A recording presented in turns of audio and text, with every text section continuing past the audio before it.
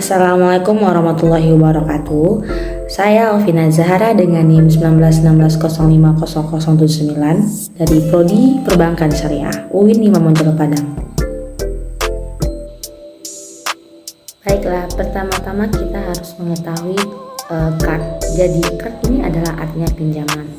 Definisi akad card adalah perjanjian pinjaman meminjam dana di mana pihak peminjam wajib mengembalikan dana sesuai dengan jumlah yang diterimanya dan dalam jangka waktu yang tertentu. Nah, sehingga dapat disimpulkan bahwa akad card ini suatu peminjam hanya berkewajiban untuk mengembalikan dana pokok pinjamannya saja. Akad card masuk ke dalam kategori akad tatawuni, akad saling bantu. Inilah sebabnya akad tersebut bukan termasuk ke dalam transaksi komersial, melainkan hanya digunakan untuk kegiatan sosial, yaitu penyaluran dananya pun hampir sama dengan sosial lainnya seperti sedekah, zakat, infak, atau dana-dana sosial lainnya yang memang bukan digunakan untuk kegiatan konsumtif. Contoh dari akad tersebut, akad card ini dalam kehidupan sehari-harinya yaitu ketika seorang meminjam uang sebesar 10 juta rupiah dan pihak pemberi pinjaman hanya memintanya untuk melunasi jumlah uang yang dipinjamnya saja selama periode tertentu. Sederhananya pun tujuan akad ini adalah dilakukan dengan dasar tolong-menolong, karena dalam pelaksanaan tidak ada itikat untuk mencari keuntungan atau imbalan sedikit pun, seperti mana dalam surat Al-Baqarah yang dijelaskan pada ayat 245 yang artinya barang siapa yang meminjami Allah dengan pinjaman yang baik, menafkahkan hartanya di jalan Allah, maka Allah akan melipat gandakan ganti yang banyak kepadanya. Nah, Allah menahan dan melapangkan rezeki dan hanya kepadanya lah Allah kembali. Sumber dana card diperoleh dari dana wilayah atau dana khusus yang disediakan oleh bank dan sumber dana yang diperoleh dari muzaki atau kaum dermawan dalam bentuk zakat, infak, sedekah dan sebagainya. Digunakan untuk bantuan bersifat sosial seperti mendapatkan musibah dan sejenisnya, atau untuk membantu kaum duka. Tujuan dari akad card tersebut yaitu membiayai usaha produktif dari kaum dufa, pinjaman untuk menutup hutang pada rentenir, pinjaman untuk biaya sewa rumah, pinjaman untuk memenuhi kebutuhan mendesak karena tertimpa musibah. Nah, ada juga syarat card yaitu kerelaan kedua belah pihak yang melakukan suatu akad.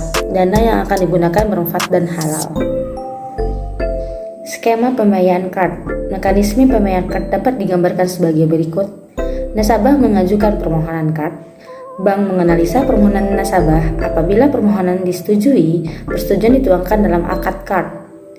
Pelaksanaan kebutuhan atau usaha, bank memberikan pinjaman 100% kepada nasabah dan nasabah hanya memberikan tenaga atau keahlian dalam usaha tersebut.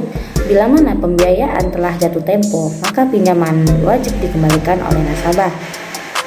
Pembayaran kembali dapat dilakukan secara angsuran atau sekaligus.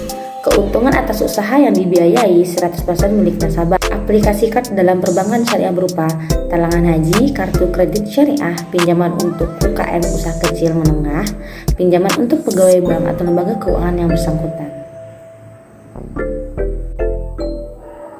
Selanjutnya yaitu syarat dan rukun card. Yang pertama ada barang atau utang maupun alai, yaitu barang yang digunakan dalam akad card adalah barang yang bisa diakad salam. Ketika suatu barang dapat diakad salam, barulah barang tersebut bisa dihutangkan dan akad card dianggap sah. Yang kedua yaitu peminjam yang disebut dengan mutarik. Peminjam dalam akad card adalah seorang ahli yang muamalah, yang artinya orang tersebut sudah balik, berakal sehat dan tidak mahjur atau secara syariat tidak diperbolehkan mengatur hartanya sendiri. Yang ketiga yaitu pemberi pinjaman mukhrik. pemberi pinjaman dalam akad kad adalah seorang ahli at-tabarruk atau layak bersosial. Artinya pihak pemberi pinjaman ini adalah seorang yang bisa bercakap dalam menggunakan hartanya, cakap dalam menggunakan hartanya tersebut itu. Jadi untuk secara menyeluruhnya, menurut pendapat syariat dalam akad kad, pemberian pinjaman juga harus meminjam dananya secara sukarela tanpa paksa dari pihak lain. Yang keempat itu ada ijab kabul, yaitu dalam akad ini diperlukan adanya prosesi ijab kabul, yang dimana ijab kabul ini harus diucapkan secara jelas sehingga dapat dipahami kedua belah pihak dan meminimalisir adanya kesalahpahaman.